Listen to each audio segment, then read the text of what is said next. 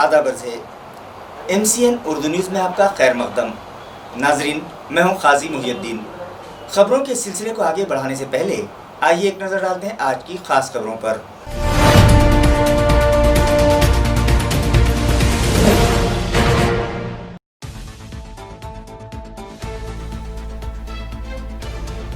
जिले में कोरोना के बढ़ते कदम रोकने में इंतजामिया की नाकामी से हाई कोर्ट नाराज। सू मोटो पिटीशन दाखिल करके मुतालिका इंतजामिया को याद दिलाई उनकी जिम्मेदारियां।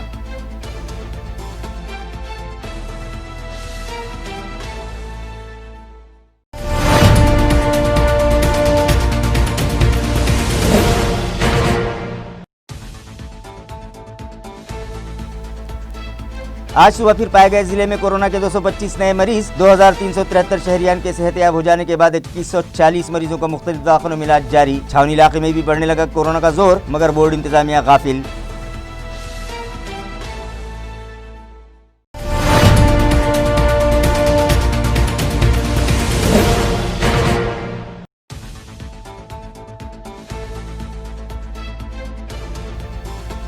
शहर में मुख्तलिफ मकामात पर ट्रैफिक सिग्नल्स हैं बंद, मगर उनकी मरम्मत करने में म्युनिसिपल कॉर्पोरेशन के मुतालिका अफसरान कर रहे हैं टाल मटोल। ट्रैफिक कंट्रोल करने में पुलिस मुलाजमीन को परेशानी का सामना, कहा इंस्पेक्टर नौले पाटिल ने।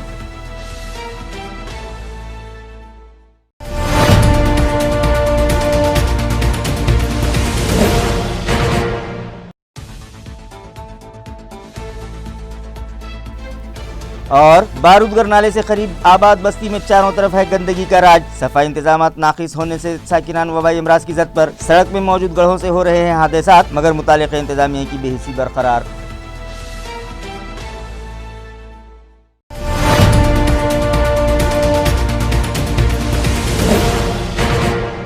खबरें तफसील से। खानगी अस्पतालों और लेबॉर्ट्री में कोरोना के मरीजों का रिकॉर्ड मेंटेन किया जाए। इसी तरह कोरोना से जाबाह होने वाले मरीजों की डेड बॉडीज के साथ खिलवाड़ बंद किया जाए। ये हिदायत मुंबई हाई कोर्ट के औरंगाबाद बेंच ने मुतालिका इंतजामिया को दी।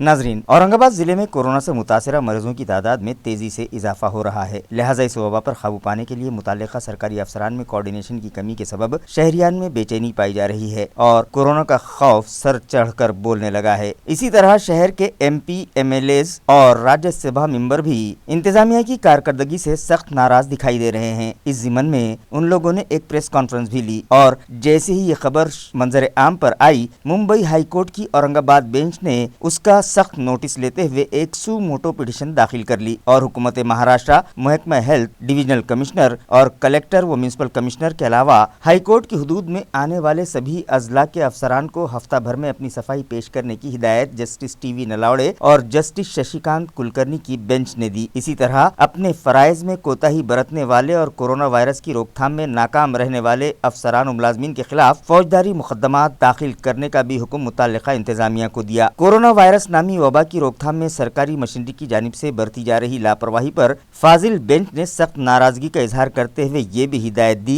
कि क्वारंटाइन और आइसोलेशन सेंटर्स पर CCTV कैमरे नस्ब किए जाएं। खानगी दवाखानों और लेबॉर्ट्रीज में कोरोना के मरीजों का रिकॉर्ड मेंटेन किया जाए और इस मर्ज से जाँ बहक होने वालों की डेड बॉडीज के साथ खिलवाड़ बंद किया जाए। इस केस की अगली समाअत 3 जुलाई को रखी गई है।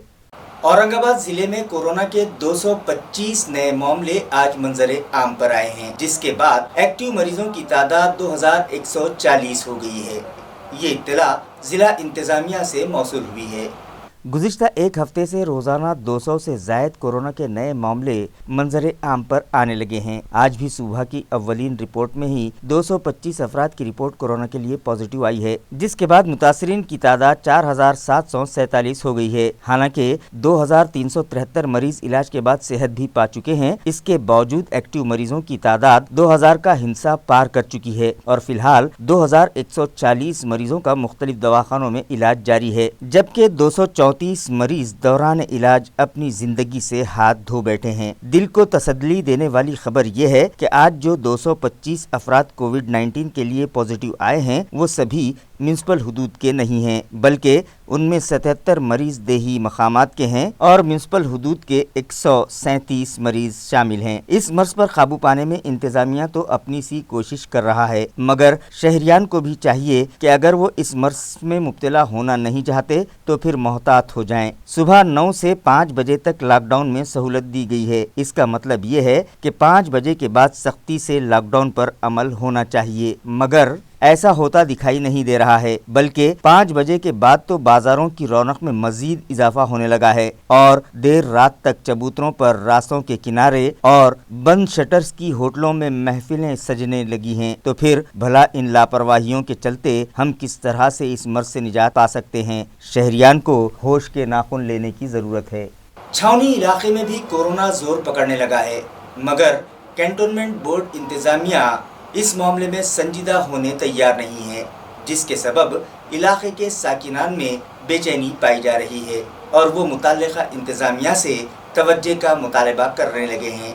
नाजरीन, छावनी बोर्ड भी म्यूनिसिपल कारपोरेशन ही की तरह एक खुद मुख्तार इदारा है। कैंटोनमेंट बोर्ड की हुदूद में 6 इलेक्शन वार्ड्स आते हैं। उनकी अपनी अलहदा लोकल बॉडी है, जिसका सदर ओहदा ब्रिगेडियर के पास होता है। यहाँ पर अलहदा से चीफ एग्जीक्यूटिव ऑफिसर भी है और उनका अपना सालाना बजट होता है। चूँकि ये इदारा मरकजी हुकूमत के जेर निगरानी रहता है, इसलिए यहाँ फंड्स की कोई कमी नहीं रहती। कोरोना वायरस की रोकथाम के लिए इस इदारे को भी अलहदा से फंड मौसूल हुआ है। इसके बावजूद बोर्ड इंतजामिया ने छावनी इलाके में अब तक न तो फेवर क्लिनिक कायम किए हैं और न ही कोविड केयर सेंटर बनाया है। हालांकि छावनी बोर्ड इंतजामिया का अपना एक दवाखाना भी है, मगर साकिनान को शिकायत है कि कोरोना से मुतासरा मरीजों का इलाज वहां करने की बजाय बोर्ड इंतजामिया उन्हें शहर में मौजूद दवाखानों में भिजवा देता है। यही वजह है कि इलाज में ताखीर हो जाने के सबब इस इलाके के कोरोना से मुतासरा एक मरीज की मौत हो चुकी है, जबकि अब भी 9 मरीज शहर के दीगर दवाखानों में जेर इलाज हैं। यहाँ 50 साल से जायद उम्र वालों में कोरोना की तशखीस के लिए अब तक कोई कदम नहीं उठाया गया है और इलाके में कोरोना के टेस्टिंग नहीं हो रही है, जिसकी वजह से कई मरीज अब भी मंजर आम पर नहीं आए हैं और छावनी इलाके में कोरोना का खतरा बढ़ता ही जा रहा है। इस सिलसिले में हमने जब बोर्ड के CEO से मुलाकात की तो वो इस मामले में संजीदा दिखाई नहीं दिए। अगर यहाँ ये मर्ज फैल जाता है तो इसके लिए जिम्मेदार कौन होगा? आज तक कैंटोनमेंट में पॉजिटिव 10 पेशेंट मिले, उसमें से 3 रिकवर हो गए, 6 अंडर ट्रीटमेंट है और 1 की डेथ हो। पास कोविड सेंटर नहीं है। हम महानगर पालिका की ये जो भी गवर्नमेंट ने बनाया हुआ सेंटर्स है उसका इस्तेमाल करते हैं। हमने एक सर्वे किया था अप्रैल में पूरे कैंटोनमेंट का। उसके बाद कंटेनमेंट जोन जहाँ पे भी डिक्लेयर हुए उसके भी सर्वे किए और अभी एक हमारा अबव 50 ईयर्स जो लोग हैं उनका एक सर्वे प्रपोज्ड है। हम वो जल्दी से उसको शुरू करने वाले। सर्वे हमने किया है। अच्छा, हमने एक बार सर्वे सबका किया है, कंटेनमेंट जोन की किया है। जिस वार्ड में पेशेंट मिला उस सभी वार्ड का मिला है। अभी सिर्फ हमारे पास एक डिमांड ऐसी थी कि अबव 50 जो लोग हैं उनका थोड़ा ज़्यादा केयर करके एक सर्वे किया जाए। उनका अभी हम कर रहे हैं। औरंगाबाद म्यूनिसिपल कारपोरेशन के शोबे लाइट के अफसरान की लापरवाहियों के सबब शहर में मुख्तलिफ मकामात पर ट्रैफिक सिग्नल्स और स्ट्रीट लाइट्स बंद हैं, जिसकी वजह से ट्रैफिक कंट्रोल करने में दुश्वारियों का सामना है। ये इल्ज़ाम ट्रैफिक इंस्पेक्टर नौले पाटिल ने लगाया। उन्होंने बताया कि कोरोना वायरस की रोकथाम के लिए शहर में मार्च महीने के अवाखिर से लॉकडाउन जारी था और शहरियान के गाड़ियों के इस्तेमाल पर पाबंदी थी, जिसकी वजह से रास्तों पर ट्रैफिक नहीं था। लिहाजा ट्रैफिक ब्रांच ने गैर जरूरी बिजली खर्च न होने पाए इस गर्ज से शहर में लगे ट्रैफिक सिग्नल्स बंद करवाए थे। अब जबकि मरहलावार लॉकडाउन में सहूलत दी गई है और शहरियान को मशरूत तरीके से गाड़ियां इस्तेमाल करने की भी इजाजत दे दी गई है, जिसकी वजह से रास्तों और चौराहों पर ट्रैफिक में इजाफा हो गया है, मगर बाबा पेट्रोल पंप चौक समेत शहर के मुख्तलिफ इलाकों में लगाए गए ट्रैफिक सिग्नल्स तकनीकी खराबी के सबब बंद पड़े हैं और म्यूनिसिपल कारपोरेशन के शोबे लाइट के अफसरान से सिग्नल्स शुरू करने की दरख्वास्त करने के बावजूद मुतालिका अफसरान मुख्तलिफ बहाने बनाकर ट्रैफिक सिग्नल शुरू करने में टाल मटोल कर रहे हैं, जिसकी वजह से ट्रैफिक पर काबू पाने में पुलिस मुलाजमीन को दिक्कतों का सामना है। ये शिकायत बजात खुद ट्रैफिक इंस्पेक्टर नौले पाटिल ने MCN से की है। अभी वो MCN से बात ही कर रहे थे कि इस दरमियान एक 4 व्हीलर सवार ने एक ट्रैफिक कांस्टेबल पर गाड़ी चढ़ा दी, जिसकी वजह से ट्रैफिक मुलाजिम को चोटें आई और वो जमीन पर गिर गया, जिसे इलाज की गर्ज से दवाखाना ले जाया गया। चालू हुआ तब ट्रैफिक बहुत कम कर दी थी, अपन ने लोगों को घूमने को मनाही कर दी थी, तो अपन ने सिग्नल बंद कर दिए मार्च के महीने में। फिर बाद में अभी जब अनलॉक हो गया, लॉकडाउन खुल गया, तब से तकरीबन आज 15-20 दिन हो गए। हम महानगर पालिका के इंजीनियर को बार बार फ़ोन करके बता रहे हैं, जो मेंटेनेंस का जो आदमी है उनको बता रहे हैं कि आप सिग्नल आके चालू कीजिए, मगर वहाँ का कुछ खराबी हो गई है, किट चले गया ऐसा वो बता के आज तक उन्होंने सिग्नल चालू नहीं किए हैं। यहाँ पे आज देखिए ट्रैफिक इतनी बढ़ गई है, एक आधा एक्सीडेंट होने की संभावना है। हमारे पूरे जवान 5-6 कर्मचारी यहाँ पे खड़े रह के कोशिश कर रहे हैं कि ट्रैफिक को रेगुलेट किया जाए, मगर सिग्नल की बहुत ज़रूरत है और वो महानगर पालिका की तरफ से सिग्नल अभी किट आया नहीं, इसलिए चालू नहीं है। ऐसा सुना है मैंने कि और 4-5 जगह के किट वहाँ के बंद हो गए, इसलिए चल रहे नहीं हैं। बाबा पंप में यहाँ पे आप देखिए ऊपर बड़े बड़े फ्लड लाइट्स बिठा है, मगर ये लाइट्स भी बहुत दिनों से बंद है। रात में बहुत परेशानी होती है, गाड़ी को रोक नहीं सकते, हमारे कांस्टेबल रात में दिखते नहीं और बहुत मुश्किल हो जाता है रात में यहाँ पे ठहरना। ये जो थर्मस वगैरह लाइट पूरे यहाँ के पूरे बंद। घाटी अस्पताल में बड़े पैमाने पर धांधलियां जारी हैं और गरीब मरीजों से सभी दवाएं बाहर से मंगवाकर उनका माली इस्तेहसाल किया जा रहा है। ये इल्ज़ाम एमपी इम्तियाज़ जलील ने आज एक प्रेस कॉन्फ्रेंस में लगाया। दिन पहले तमाम अधिकारियों के साथ सब लोक प्रतिनिधियों की मीटिंग हुई थी और इस मीटिंग के अंदर हमने ये सवाल मैंने किया था औरंगाबाद के घाटी हॉस्पिटल के डीन के साथ कि हमको समझ में आता है कि आपके पास वेंटिलेटर्स की कमी हो सकती है, ऑक्सीजन की कमी हो सकती है, लेकिन क्या रेगुलर मेडिसिन जो है जो दूसरे पेशेंट्स को देने चाहिए वो है? तो उन्होंने कहा था कि हमारे पास मेडिसिन अवेलेबल है। तब उसी वक्त मैंने उनको मैडम को एक एग्जांपल दिया था। मैंने कहा था कि एक पेशेंट है मुंडे नाम की, ऋतुजा मुंडे नाम की, जो गंगाखेड़ से ताल्लुक़ रखती है, गरीब घर से है, उसकी डिलीवरी घाटी के अंदर हुई। आपके घाटी हॉस्पिटल के अंदर वो एडमिट है लेकिन एडमिट होने के बावजूद आप कह रहे हैं कि मेडिसिन हम सब पेशेंट्स को दे रहे हैं, लेकिन वो पेशेंट को कहा गया है कि 5 दिन की पूरी मेडिसिन आपको लाना है करके।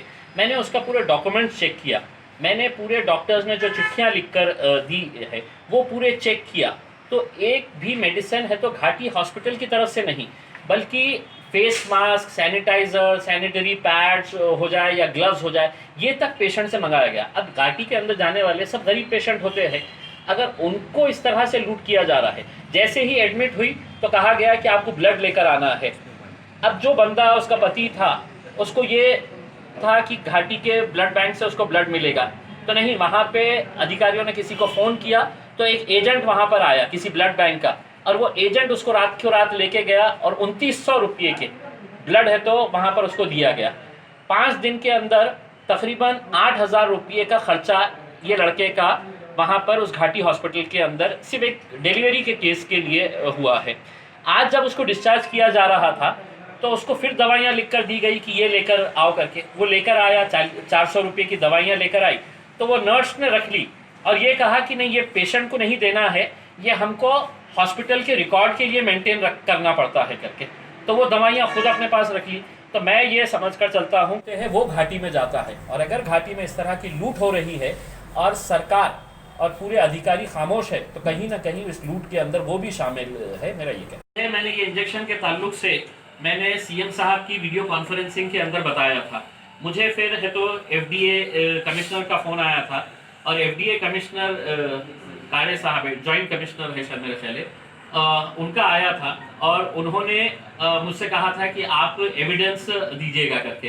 कलेक्टर साहब ने ये देखिए 48,000 रुपीज़ का पेमेंट, ऑनलाइन पेमेंट किया गया है। ये बताते हैं कि कोई, अब इसके अंदर कितना तथ्य है मुझे मालूम नहीं है, कि ये जब इंजेक्शन अवेलेबल नहीं था तो एक मेडिकल वाला ये कहता है कि नहीं साहब इंदौर के अंदर अवेलेबल है, इंदौर से अपने को मंगाना पड़ेगा करके। तो ऐसे कितने लोगों ने, ये 48,000 रुपीज़ का बिल है, इसके ऊपर लिखा हुआ है payment of injection paid to Sanjog Jain. UPI transaction जो हुआ है उसका पूरा डिटेल्स है, बैंक अकाउंट के जरिए ट्रांसफर किया गया है इंजेक्शन के लिए। संजोग एस चोरडिया नाम का बंदा है, उसका ट्रांजैक्शन कितने का हुआ है।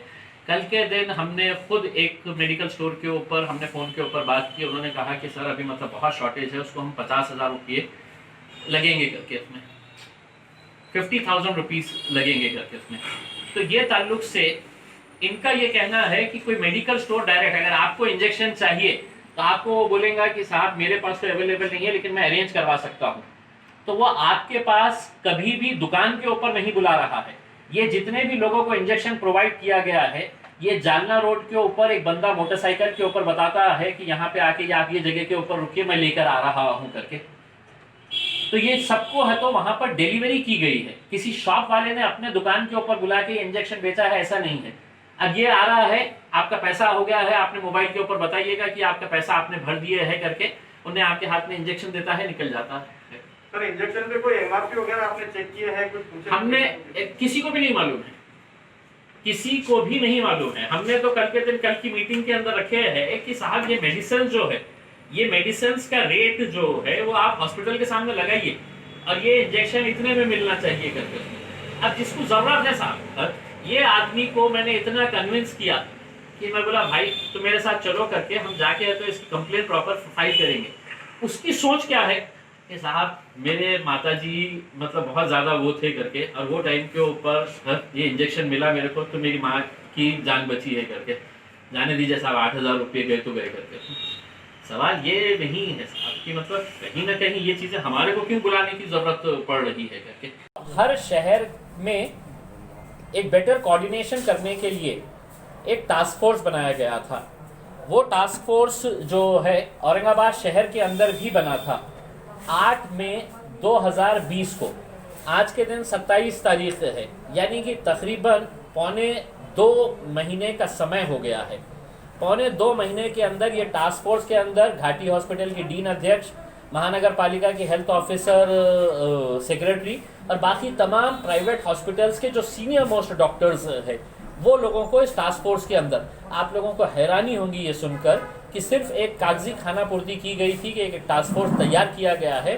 पौने 2 महीने के अंदर ये टास्क फोर्स की एक भी मीटिंग औरंगाबाद के अंदर नहीं ली गई है आ रही है। और अब यहाँ तक बात आ गई है कि Aurangabad bench of Bombay high court को स्वो मोटो इसके ऊपर प्रशासन को सवाल करना पड़ा है कि अगर कोऑर्डिनेशन अगर नहीं रहा, हाई कोर्ट ने है तो नोट किया है ये चीज़ को, तो जो बात मैं आप कह रहे थे वो हाई कोर्ट भी अगर नोट कर रहा है तो बहुत ही एक दुर्भाग्यपूर्ण बात है कि यहाँ पर इस तरह की situation, lack of coordination between officers and lack of coordination, जो एक समन्वय होना चाहिए अधिकारियों और लोक प्रतिनिधियों के बीच में। लोक प्रतिनिधियों को तो यहाँ के अधिकारियों ने बोले कि नहीं इनकी तो कोई लायकी नहीं है, हम जो बोल रहे हैं बस वही फाइनल है।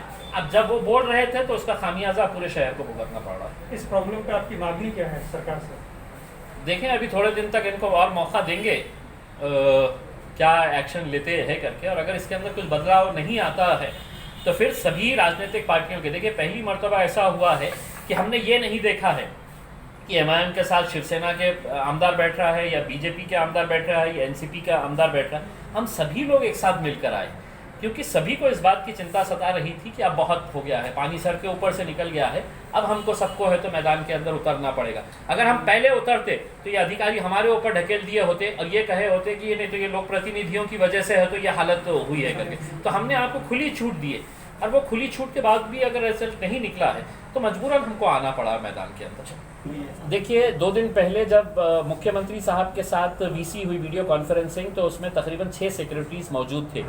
मैंने ये सवाल मुख्यमंत्री साहब से कहा कि 1.5 महीना पहले यहाँ पर महाराष्ट्र के स्वास्थ्य मंत्री राजेश टोपे साहब आए थे और उन्होंने कहा था कि हमने जब ये मांग की थी कि कोविड को भी, कोरोना के केसेस को भी आप महात्मा ज्योतिबा फुले के साथ जोड़ दें, तो उन्होंने उस वक्त भरी प्रेस कॉन्फ्रेंस और मीटिंग के अंदर कहा था कि हमने इसको जोड़ने की प्रक्रिया शुरू कर दी है करके। वीडियो कॉन्फ्रेंसिंग के अंदर जब मैंने ये मुद्दा उठाया और मुख्यमंत्री साहब से कहा कि साहब ये क्यों नहीं किया गया है, 1.5 महीना पहले आपकी ही सरकार का मंत्री आकर ये कहता है, तो सेक्रेटरी ने एक बात कहना शुरू कहा। उन्होंने कहा कि नहीं हम औरंगाबाद के अंदर हमने इसको इंक्लूड कर दिए है, इसका इस तरह का पैकेज तैयार किया गया है। मैंने बीच में रोका उनको और कहा कि मुख्यमंत्री साहब ये आपको मिसलीड कर रहे हैं या आपको गलत इन्फॉर्मेशन दे रहे हैं। 1 रुपये का भी फायदा किसी पेशेंट को, कोरोना के पेशेंट को इस स्कीम के अंदर नहीं हुआ है करके आप चाहे तो अधिकारियों से पूछ लो। अब कल जब हमने मीटिंग ली है प्राइवेट हॉस्पिटल्स की तो पता चला कि नहीं हमने तो 21 मई को सर्कुलर निकाल दिए, तो हॉस्पिटल वाले बोलते हैं कि नहीं सर हमने प्रपोजल भेजा तो हमारे प्रपोजल एक्सेप्ट ही नहीं हो रहे हैं। यानी कि 1.5 महीने से सिर्फ टालमटोल किया जा रहा है। सिर्फ मीडिया के अंदर स्टेटमेंट इशू किया जा रहा है कि नहीं हमने ये कर डाले है अब गरीबों को, लेकिन मैं आपको ओपन चैलेंज करता हूँ, 1 रुपये का एक किसी पेशेंट के ऊपर है तो ये स्कीम का फ़ायदा नहीं मिला है। और इसके लिए कोई जिम्मेदार है तो प्रशासन जिम्मेदार है, सरकार जिम्मेदार है, और ये सिर्फ लोगों को घुमाने का काम कर रही है। मैं समझ फेडरेशन ऑफ हज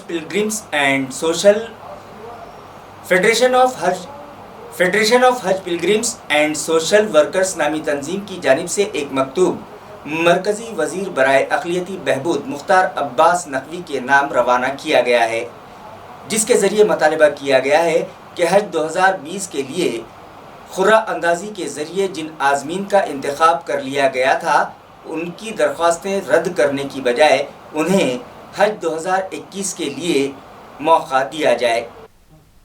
इस ज़िमन में एक मकतूब मरकज़ी वज़ीर के नाम गुज़िश्ता 26 जून को रवाना किया गया, जिसके ज़रिए उन्हें बताया गया कि हमारा मुल्क फ़रीज़ हज के लिए कसीर तादाद में आज़मीन को भिजवाने वाला दूसरा मुल्क है और तकरीबन 2 लाख आज़मीन साल 2019 में फ़रीज़ हज अदा करके लौट आए हैं और इस साल 1,25,000 आज़मीन हज कमेटी ऑफ इंडिया की मारिफत इस फरीज़े की अदायगी के लिए जाने वाले थे, जिनका इंतखाब खुरानंदाजी के ज़रिए कर लिया गया था। उनमें से बेशतर आज़मीन ऐसे हैं जो गुज़िश्ता 4 साल से मुसलसिल दरख्वास्त दे रहे थे मगर उन्हें मौका नहीं मिल पा रहा था, और अब जबकि इस साल उनका इंतखाब फ़रीज़ हज की अदायगी के लिए कर लिया गया तो कोरोना वायरस नामी वबा के सबब सऊदी हुकूमत ने सिर्फ सऊदी अरब में मुकीम अफराद को ही फ़रीज़ हज की अदायगी की इजाज़त दी है और बैरूनी ममालिक से आज़मीन को फ़रीज़ हज के लिए इजाज़त नहीं दी गई। लिहाजा इन आज़मीन की दरख्वास्तें रद्द करने की बजाय उन्हें आइंदा साल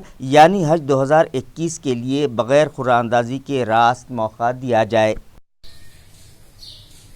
अस्सलामु अलैकुम रहमतुल्लाहि व बरकातहू। जिस तरह से कि आज पूरे दुनिया कोरोना वायरस की वबा की वजह से परेशान है, वहीं पर इस वबा ने इस साल हज को जाने वाले आज़मीन पर भी असर किया है। हुकूमत सऊदी अरबिया ने यह फ़ैसला किया है कि इस साल महदूद हज होगा और इस वजह से दुनिया के तमाम ममालिक के आज़मीन हज सऊदी अरब हज के लिए नहीं जा पाएंगे, क्योंकि हिंदुस्तान में एक बड़ी आबादी मुसलमानों की है और कोटा मुख्तसर होने की वजह से तमाम लोग आज़मीन अपनी दरख्वास्तें देते हैं, लेकिन कोटे के मुताबिक दरख्वास्तें ज़्यादा आने की वजह से हर साल खुरा अंदाजी होती है। होता यह है कि कई साल तक के लोग नंबर लगाते हैं, उसके बाद फिर खुरा में जो है तो उनका नंबर उठता है। इस साल भी यही हुआ कि कई साल नंबर लगाने के बावजूद लोगों के नंबर नहीं लगे थे, लेकिन इस साल जिन लोगों के नंबर लग चुके वो मुंतखब हुए, उन्होंने पैसे भी भरी और उसके बाद जो है तो हुकूमत की तरफ से यह फैसला आया कि इस साल हज को नहीं जा सकेंगे। जाहिर बात है कि एक अजीब सी कैफियत होती है और एक खुशी का माहौल होता है कि मैं इस साल आज़मीन हज हूँ और हज को जा रहा हूँ, और अचानक इस तरह से अगर कोई फैसला होता है तो उनमें नाराज़गी और अफसरदगी होना लाजमी बात है। लेकिन इसमें अफसरदगी और ज़्यादा इस तरह बढ़ी कि हुकूमत हिंद ने अभी तक कोई ऐसा फैसला नहीं किया है कि गुज़िश्ता साल इस साल के मुंतखब हाजी बगैर खुराक के हज को जाएंगे। इसी तरह का मुतालबा फेडरेशन ऑफ हज social workers pilgrims social workers Maharashtra ने माइनॉरिटी वजीर, हमारे अक़लियती उमूर के जो वजीर है जनाब मुख्तार अब्बास नकवी साहब, इनको एक ख़त रवाना किया है फेडरेशन की तरफ से और ये मुतालबा किया है कि गुज़िश्ता साल इस साल के मुंतखब हाजी आज़मीन हज को गुज़िश्ता साल बगैर खुराक के मौका दिया जाए। हुकूमत हिंद ने अभी तक कोई फैसला नहीं किया है, लेकिन हम ये चाहते हैं कि इस साल के हाजियों को आइंदा साल मौका दिया जाए और इसी तरह से हमने फेडरेशन ऑफ हज सोशल वर्कर्स ऑफ महाराष्ट्र के जहां भी जिम्मेदारान हैं और पूरे महाराष्ट्र में जो हज की खिदमत से वाबस्ता अफराद है उनको हमने लेटर के जरिए से और ये इतला दी है कि आप अपने आज़मीन के जरिए से तमाम आज़मीन जितने भी है, न सिर्फ महाराष्ट्र बल्कि मध्य प्रदेश में भी हमने ये मुहिम चलाई है और भी स्टेट्स में हमने बात की है और वहां पर भी इंशाल्लाह हम कोशिश कर रहे हैं कि वहां के भी आज़मीन अपने तौर पे एक लेटर दे कि भाई हमको इस साल के जो मुंतखब हाजी है हम और हमारा कवर नंबर ये है, हमको आइंदा साल बगैर खुराक के इजाजत दी जाए। तो इंशाल्लाह ये लेटर हमने प्राइम मिनिस्टर ऑफ इंडिया और जो तो माइनॉरिटी के जो हमारे वजीर है उनको और हज कमेटी ऑफ इंडिया 3 जगह पे हमने ये लेटर रवाना करने के लिए कहा है। और तमाम महाराष्ट्र के हमारे जो आज़मीन है वो हमारे खिदमतगारों के जरिए से ईमेल कर रहे हैं। तो अगर ये पूरे महाराष्ट्र नहीं बल्कि पूरे स्टेट्स में और पूरे हिंदुस्तान के कई जिलों से अगर बहुत सारे आज़मीन इस तरह से लेटर देते हैं तो शायद है कि हुकूमत अपने कोई फैसला करने में जो है तो उनको आसानी हो। मैं एक बार फिर हमारे हुकूमत हिंद से और हमारे माइनॉरिटी के जो वजीर है और तमाम जो जिम्मेदारान हैं हज से वाबस्ता लोग, उनसे ये गुजारिश करूंगा कि आप लोग दुआएं भी करें और हम इनसे हुकूमत से मुतालबा करेंगे कि वो हाजियों के हक में फैसला करे और हाजियों को आइंदा साल। मैं सैयद साजिद अनवर, सदर फेडरेशन ऑफ हज Pilgrim social workers of Maharashtra. Municipal corporation के सफाई अमले की तोता चश्मी के सबब बारूदगर नगर इलाके से गुजरने वाली सभी नालियां गिलाजत और कचरे से अटी पड़ी हैं और इलाके के साकिनान मुख्तलिफ वबाई अमराज की जद पर हैं, मगर इस जानिब तवज्जो देने वाला कोई नहीं है। नाजरीन, आप जो तस्वीर देख रहे हैं वो बारूदगर नाला से कुम्हारवाड़ा जाने वाले रास्ते की हैं। यहाँ की नालियाँ गिलाजत और कचरे से अटी पड़ी हैं। सड़क पर जगह जगह कचरा पड़ा हुआ है और सड़क भी जगह जगह से उधड़ चुकी है, जिसकी वजह से बरसात का पानी गड्ढों में जमा हो जाता है। इलाके में सफाई इंतजाम भी दुरुस्त नहीं है, जिसकी वजह से यहाँ मक्खियों और मच्छरों की बहुतात है और साकिनान मुख्तलिफ वबाई अमराज में मुब्तला होने लगे हैं। इन लोगों का म्यूनिसिपल इंतजामिया से मुतालबा है कि यहाँ सफाई इंतजाम फौरी दुरुस्त करवाए जाएं और वहां जरासीम कश दवाओं का छिड़काव भी करवाया जाए। इसके अलावा सड़क के गड्ढे फौरी बंद करवाए जाएं। बसूरत दीगर वो म्यूनिसिपल कॉरपोरेशन दफ्तर पर एहतजाज करेंगे। इलाका है, यहाँ पर हर चीज़ की जो है तो तकलीफ है। यहाँ डेनिस लाइन फूटे हुए है, यहाँ गलियों के डेनिस, रोड के डेनिस, यहाँ चिकन मांस मच्छी की जो बदबू है उससे जो मच्छर पैदा हो रहे हैं और एक दूसरों के जिस्म पर बैठ के इधर का खून उधर ले आके जिस्म में डाल रहे, उससे जो है तो ये कोरोना बीमारी का जो वायरस है ज़्यादा फैल रहा। और ये छूने का मसला नहीं, ये खून से खून तब्दील मिलने का है, ये उससे बीमारी जो है तो ज़्यादा पैदा हो रही और ये जो है तो गंदगी हमारे मोहल्ले में हो रही। और हम जिसको भी चुन के लाए इम्तियाज़ जलील साहब, उनसे हमारी दरख्वास्त है या तो ये सफार शेख बशीर है, मैं सिटी चौक कुमारवाड़ा बारूदगर का रहने वाला हूँ और यहाँ इतनी तकलीफ है यहाँ डेनिस की और गंदगी की। यहाँ छोटे छोटे बच्चे बीमार पड़ रहे, डेनिस लेना महलों में नहीं है, सड़क सही तरीके से नहीं है, मांस मच्छी की दुकानों से मच्छर पैदा हो रहे, वो घरों में जा रहे, किसी को भी काट रहे, बीमारी ज़्यादा बढ़ रही उससे। और जो है तो मैं कॉरपोरेशन से निवेदन करता हूँ कि यहाँ के ज़रा ख्याल रखें साफ़ सफाई का और यहाँ की तहकीकात करें और हमारे महल्ले की गंदगी साफ़ करें। मच्छी की दुकान है, ये लोग यहाँ पे खोल के बैठे हुए पूरी दुकान है, उसकी वजह से बहुत तकलीफ हो रही है और इतनी बीमारियाँ फैल रही ना, जिसकी हमको बहुत तकलीफ है उसकी वजह से। मुर्गी और मच्छी की दुकान है, रात में बहुत गंदगी होती है यहाँ पे, आप आके देखो नहीं तो किसी ऑफिसर को भेज के देखो। बहुत से दिल्ली गए हुए लोग, हाँ, ये लाहौरिस वाट समझ के छोड़े हुए ना, रोड सही है यहाँ पे, 2-2 4-4 8-8 फीट के गड्ढे हैं आगे सब यहाँ पे बस गए, पर यहाँ की गली से जारिश नहीं। यहाँ पे कम से कम 10 साल 20 साल से तो रोड बने हुआ नहीं है यहाँ पे। पानी नहीं, डेनिस का पानी चल जाता गौरीशन का, पूरा गोबर बह के आता है पानी, वही पी रहे हम, बीमार हो रहे। भाई ये मुर्गिया मच्छियों वालों को सबसे पहले यहाँ से हटाओ यहाँ से, हमको होना नहीं मुर्गिया मच्छियों की दुकान यहाँ पे होना ही नहीं, क्योंकि यहाँ से उनको भेजा था, उनको दुकाना नहीं, क्या शाहगंज की मंडी में दिए हुई है, लेकिन यहाँ पे बसे हुए ये लोग। अभी क्या करना, ये रहते कहाँ, किधर रहते, और यहाँ पे आके हमको इतनी तकलीफ। वो वहाँ पे नीचे अंडरग्राउंड में पूरी मुर्गिया मच्छियों की दुकान है, वो वहाँ पे नाले के पास में ये यहाँ पे भी उनको सेंट्रल नाके पे इधर उधर दी हुए, लेकिन डबल दुकान खोल के बैठे हुए, पूरा शाहगंज मंडी में हमको होना ही नहीं यहाँ पे दुकान है। बैनुल-अक़वामी परवाज़ों पर आयद पाबंदी में आइंदा 25 जुलाई तक इजाफा किया गया है। इस ज़िमन में एक सर्कुलर मुताल्लिक़ा महकमे के डिप्टी डायरेक्टर ने गुज़िश्ता रोज़ जारी किया। Director general of civil aviation के डिप्टी डायरेक्टर सुनील कुमार ने गुज़िश्ता रोज एक सर्कुलर जारी किया, जिसके मुताबिक मुताल्लिका महकमे ने बैनुल अक़वामी परवाज़ों पर पाबंदी में 15 जुलाई तक तौसी की है, मगर ये पाबंदी बैनुल अक़वामी कार्गो तैयारों और खुसूसी इजाज़त रखने वाले मुसाफिर बरदार तैयारों पर नाफिज नहीं होगी। कोरोना वायरस की रोकथाम के पेश नज़र मुल्क में 2 मार्च से बैनुल अक़वामी परवाज़ों पर पाबंदी आयद की गई थी, जबकि डोमेस्टिक परवाज़ों पर 25 मार्च से पाबंदी नाफिज की गई थी और 25 मई से डोमेस्टिक परवाज़ों पर लगाई गई पाबंदी खत्म कर दी गई है। सातारा देवलाई के साकिनान की जानिब से एक ब्लड डोनेशन कैंप रखा गया, जिसका इफ्तिताह पुलिस कमिश्नर चिरंजीव प्रसाद के हाथों अमल में आया।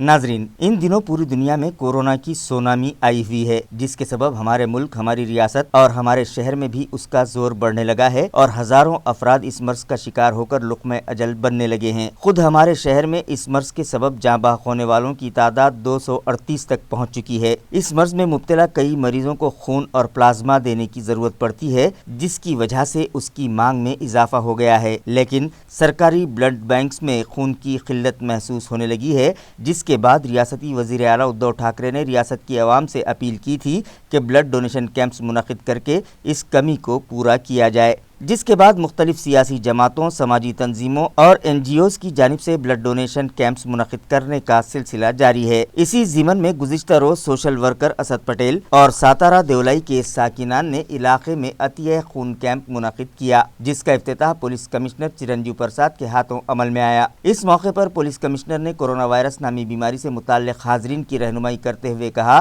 कि इस मर्ज से हमें खौफज़दा होने की क़तई ज़रूरत नहीं है, बल्कि हमें उसका मुकाबला करना है, जिसके लिए शहरियान मोहतात तरीके से ज़िंदगी गुजारना सीख लें। उन्होंने कहा कि खून का अतिया सबसे बड़ा अतिया है और हमारे मुल्क और हमारे शहर में इंसानियत अभी ज़िंदा है। यही वजह है कि हम बड़ी तादाद में इस तरह के कैंप मुनक़िद करके ज़रूरतमंद मरीज़ों के लिए अपने खून का अतिया देते हैं।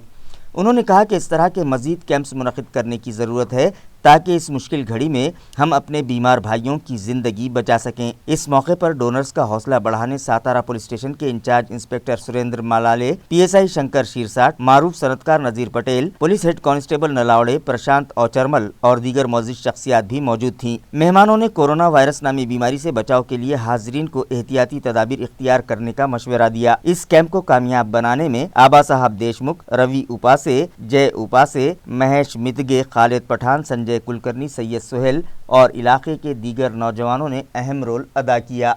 कोरोना से मुतासिरा मरीजों को दवाखानों में शरीक करने के लिए इस्तेमाल की जाने वाली गाड़ियां टाउन हॉल पर सड़क के किनारे लगाई जा रही हैं, जिसके सबब वहां के ताजिरों में शदीद बेचैनी पाई जा रही है। म्यूनिसिपल कॉर्पोरेशन दफ्तर के सामने कारोबार करने वाले ताजिरों का कहना है कि कोरोना से मुतासिरा मरीजों और उनके राब्ते में आए शहरियान को कोविड केयर सेंटर्स और घाटी दवाखाना व सिविल हॉस्पिटल तक पहुंचाने के लिए AMC इंतजामिया एम्बुलेंस गाड़ियों के अलावा और मरीजों को दवाखानों तक पहुँचाने के बाद ये गाड़ियाँ टाउन हॉल पर सड़क के किनारे उनकी दुकानों के सामने पार्क की जाने लगी है, जिसकी वजह से न सिर्फ यहाँ ट्रैफिक में रुकावट पैदा होने लगी है, बल्कि कोरोना पॉजिटिव मरीजों को दवाखाने में छोड़ने के बाद इन गाड़ियों को सैनिटाइज किए बगैर ही उनकी दुकानों के सामने खड़ा किया जा रहा है, जिसकी वजह से उन लोगों को भी इन्फेक्शन हो जाने का खदशा है। इन लोगों का मुताल्लिक़ा इंतजामिया से मुतालिबा है कि इस मसले पर संजीदगी से गौर किया जाए और उन्हें राहत फराहम की जाए। यहाँ पर जो है तो कारपोरेशन है, यहाँ पर बहुत परेशानी हो रही है और यहाँ पर हमारी दुकान है, जिससे ट्रैफिक में रुकना भी अंदाज़ी हो रही है, बस खड़े हो जा रही है।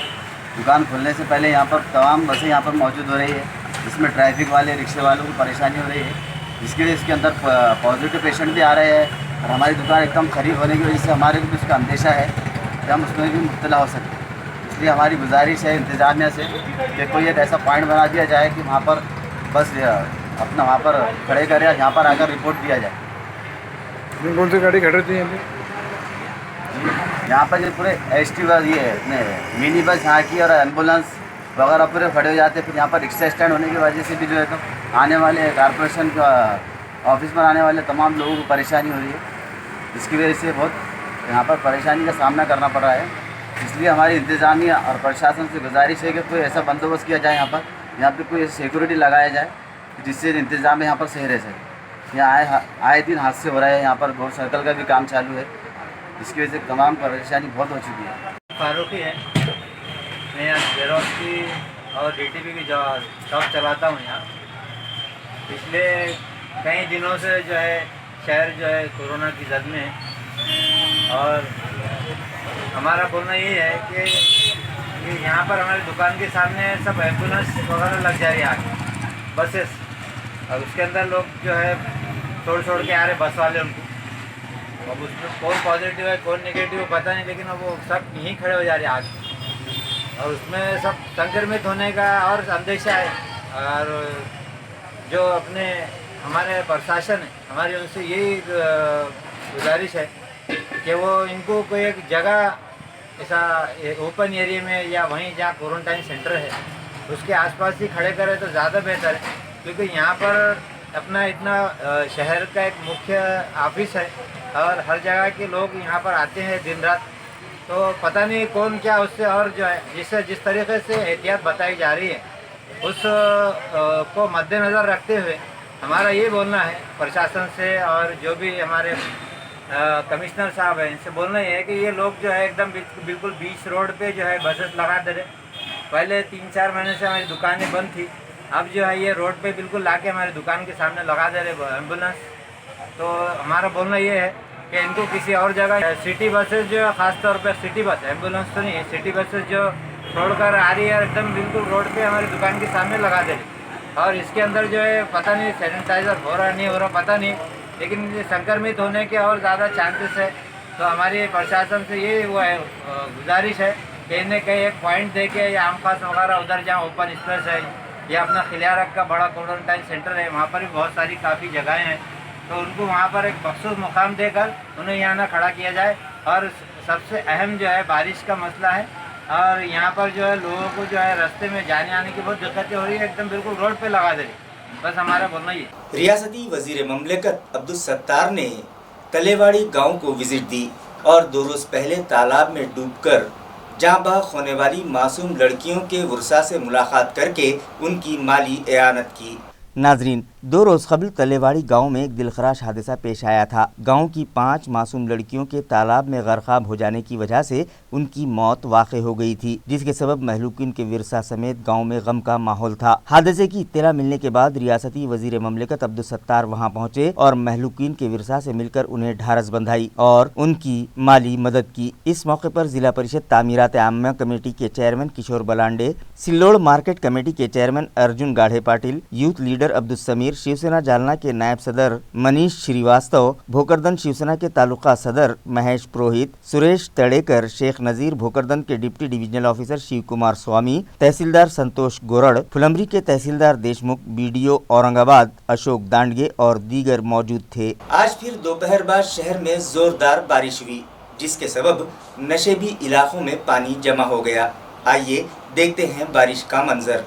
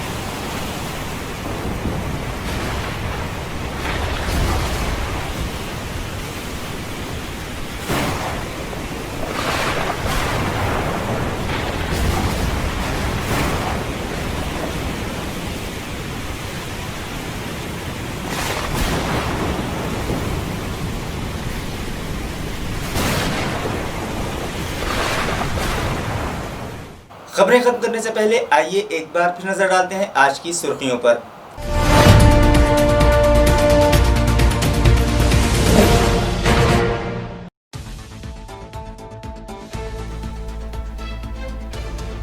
जिले में कोरोना के बढ़ते कदम रोकने में इंतजामिया की नाकामी से हाई कोर्ट नाराज, सू मोटो पिटीशन दाखिल करके मुतालिका इंतजामिया को याद दिलाई उनकी जिम्मेदारियां।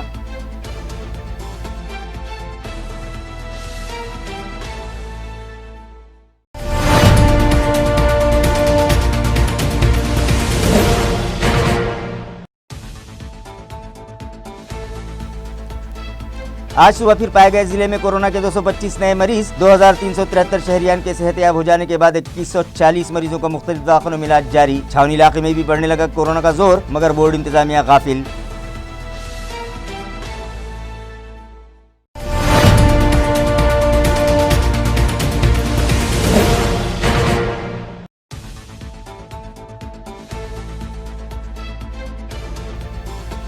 शहर में मुख्तलिफ मकामात पर ट्रैफिक सिग्नल्स हैं बंद, मगर उनकी मरम्मत करने में म्युनिसिपल कॉर्पोरेशन के मुतालिका अफसरान कर रहे हैं टाल मटोल। ट्रैफिक कंट्रोल करने में पुलिस मुलाजमीन को परेशानी का सामना, कहा इंस्पेक्टर नौले पाटिल ने।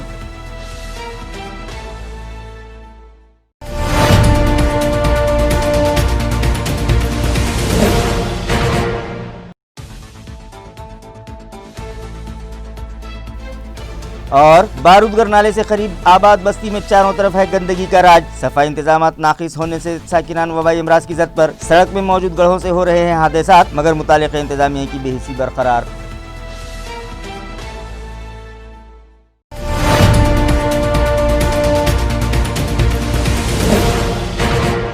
इसी के साथ MCN उर्दू न्यूज़ अब यहीं खत्म होती है। कल फिर मुलाकात होगी कुछ और खबरों के साथ। तब तक के लिए मैं काजी मुहिउद्दीन आपसे इजाज़त चाहता हूँ। खुदा हाफिज।